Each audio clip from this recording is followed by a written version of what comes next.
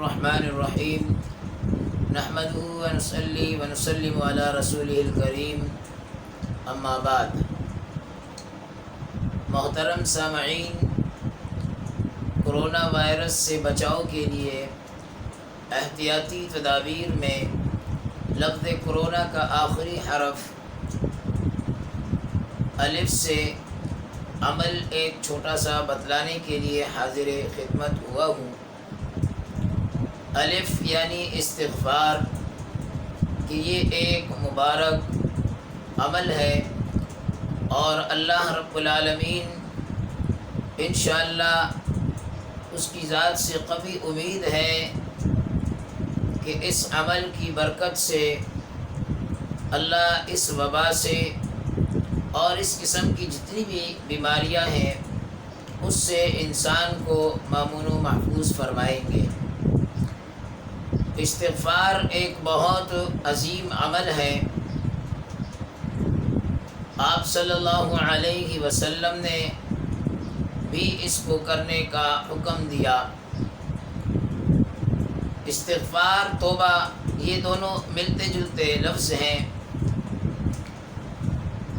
عام سادہ لفظوں میں یوں سمجھیے کہ توبہ کہتے ہیں کہ آئندہ گناہ نہ کرنے کا ارادہ کرنا، اور استغفار کہتے ہیں کہ سابقہ جو گناہ ہوئے ہیں اس پر انسان کو نادم ہونا، شرمندہ ہونا۔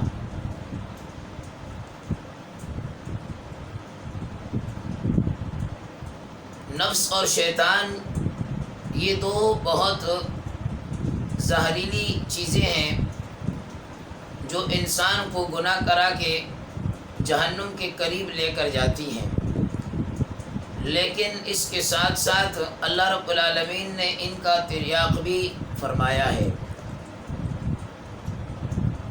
اور اللہ کی ذات کی سے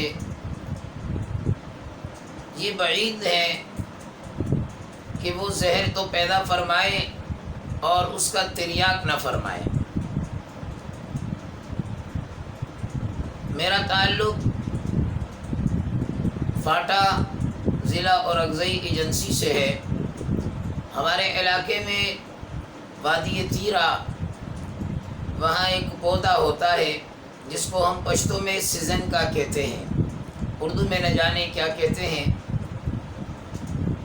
اگر اس سے انسان کا پاؤں جسم ٹچ ہو جائے، مس ہو جائے یا ہاتھ لگ جائے تو اس جگہ پر خارش لگ جاتی ہے، جلن سی ہوتی ہے۔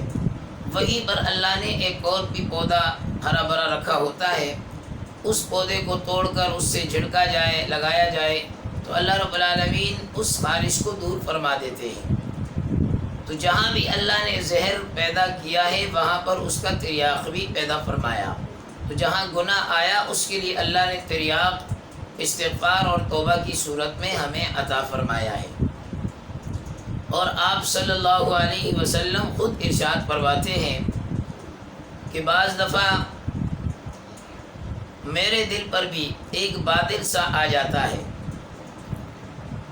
یہاں تک کہ میں اللہ جل جلالہ سے 100 مرتبہ استغفار کرتا ہوں۔ یہ کون فرما رہے ہیں؟ جناب محمد الرسول اللہ صلی اللہ علیہ وسلم، کہ آپ سے کسی گناہ کا صادر ہونا ممکن ہی نہیں۔ وہ بھی فرما رہے ہیں کہ میں 100 مرتبہ استغفار کر لیتا ہوں۔ تو محترم دوستو، ایک عظیم عمل ہے۔ حضرت حسن رحمۃ اللہ تعالی علیہ سے ایک صاحب نے پوچھا کہ حضرت گناہ ہوئے ہیں، کوئی عمل بتلا دیجئے، کیا کروں؟ آپ نے فرمایا استغفار پڑھو۔ ایک دوسرے صاحب آئے، انہوں نے کہا حضرت بارش نہیں ہو رہی ہے، کیا کروں؟ فرمایا استغفار پڑھو۔ ایک اور صاحب آئے، انہوں نے کہا کہ مال کی تنگی ہے، پریشانی ہے، کیا کروں؟ آپ نے فرمایا استغفار کرو۔ ایک اور صاحب آئے، انہوں نے کہا اولاد نہیں ہے، کیا کروں؟ آپ نے فرمایا استغفار کرو۔ ایک اور صاحب آئے، انہوں نے کہا حضرت باغات ہیں لیکن ان میں پھل اور میوہ جات کی کمی ہے، کوئی عمل بتلا دیجیے۔ آپ نے فرمایا استغفار کرو۔ ایک اور صاحب آئے، انہوں نے کہا حضرت گھر میں کنواں نکالنا ہے، میٹھے پانی کی ضرورت ہے، کیا کروں؟ آپ نے فرمایا استغفار کرو۔ تو ایک اور صاحب بیٹھے تھے، انہوں نے کہا حضرت استغفار استغفار استغفار، آپ نے تو اس کی رٹ لگائی ہوئی ہے۔ تو آپ نے فرمایا اللہ کا قرآن کہہ رہا ہے کہ استغفروا ربکم انہ کان غفارا، گناہ صاف ہو جائیں گے۔ یرسل السماء علیکم مدرارا، آسمان سے اللہ بارش کو برسا دے گا استغفار کی برکت سے۔ وَيُمْدِدْكُمْ بِأَمْوَالٍ، اللہ استغفار کی وجہ سے مال کے ذریعے مدد فرمائے گا۔ وَبَنِينَ، اللہ استغفار کی وجہ سے بیٹوں کے ذریعے مدد فرمائے گا۔ اللہ استغفار کی وجہ سے وَيَجْعَلْ لَكُمْ جَنَّاتٍ، باغات میں برکتیں دے دے گا۔ اللہ استغفار کی وجہ سے وَيَجْعَلْ لَكُمْ أَنْهَارًا، میٹھے پانی چشمے عطا فرما دے گا۔ تو استغفار کوئی عام عمل نہیں ہے، ایک بہت مبارک عمل ہے۔ اور آپ صلی اللہ علیہ وسلم نے ایک مقام پر ارشاد فرمایا، ترمذی شریف کی روایت میں آتا ہے، فرمایا کہ اللہ تبارک و تعالی نے میری امت کے لیے 2 امانیں مجھ پر نازل فرمائی ہیں۔ پھر سورہ انفال میں ارشاد فرمایا گیا، وَمَا كَانَ اللَّهُ لِيُعَذِّبَهُمْ وَأَنْتَ فِيهِمْ وَمَا كَانَ اللَّهُ مُعَذِّبَهُمْ وَهُمْ يَسْتَغْفِرُونَ، یعنی اللہ تعالیٰ ایسا نہیں کرے گا کہ تم ان کے درمیان موجود ہو اور ان پر عذاب نازل کر دے، اور اللہ انہیں عذاب میں مبتلا نہیں کرے گا جب تک وہ استغفار کرتے ہوں گے، معافی اور مغفرت مانگتے ہوں گے۔ آپ صلی اللہ علیہ وسلم نے فرمایا، جب میں گزر جاؤں گا تو قیامت تک کے لیے تمہارے درمیان استغفار کو بطور امان چھوڑ جاؤں گا۔ تو آج نبی علیہ الصلوۃ والسلام کی ذات تو ہمارے پاس موجود نہیں ہے، لیکن ان کا بتایا ہوا ایک عمل وہ ہمارے پاس موجود ہے، استغفار۔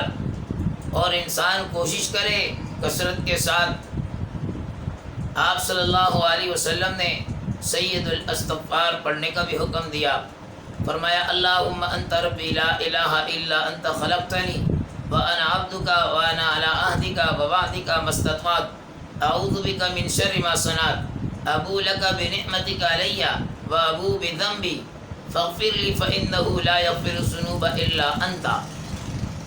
آپ صلی اللہ علیہ وسلم نے فرمایا کہ جو صبح میں اس کو پڑھ لے، شام تک اگر اس کی موت واقع ہو گئی تو یہ سیدھا جنت میں جائے گا، اور اگر شام کو پڑھ لے صبح تک اگر اس کی موت واقع ہو گئی تو یہ سیدھا جنت میں جائے گا۔ تو محترم دوستو، ہمیں کوشش کرنی چاہیے کہ ہم استغفار کے ذریعے سے اپنے رب کو راضی کریں۔ آج ہم سے ہمارا رب واقعتاً ناراض ہے، ہم کسی کو کچھ نہ کہیں کہ فلاں کی وجہ سے ہو گیا، فلاں کی وجہ سے ہو گیا۔ ہم دیکھیں کہ آج اللہ ہم سے کتنا ناراض ہے کہ اس نے اپنے گھر کے دروازے ہمارے اوپر بند کیے۔ رمضان جیسا مبارک اور محترم مہینہ، مقدس مہینہ، مہمان مہینہ، جس میں ایک فرض 70 فرضوں کے بقدر ثواب رکھتا ہے، ایک نفل فرض کے بقدر ثواب رکھتا ہے، اور آج ہم ان عبادات سے اجتماعی صورت میں محروم ہیں۔ تو ہمارا رب ہم سے ناراض ہے، اس کو راضی کرنے کی فکر کرنی ہے اور خوب کثرت سے استغفار کرنا ہے۔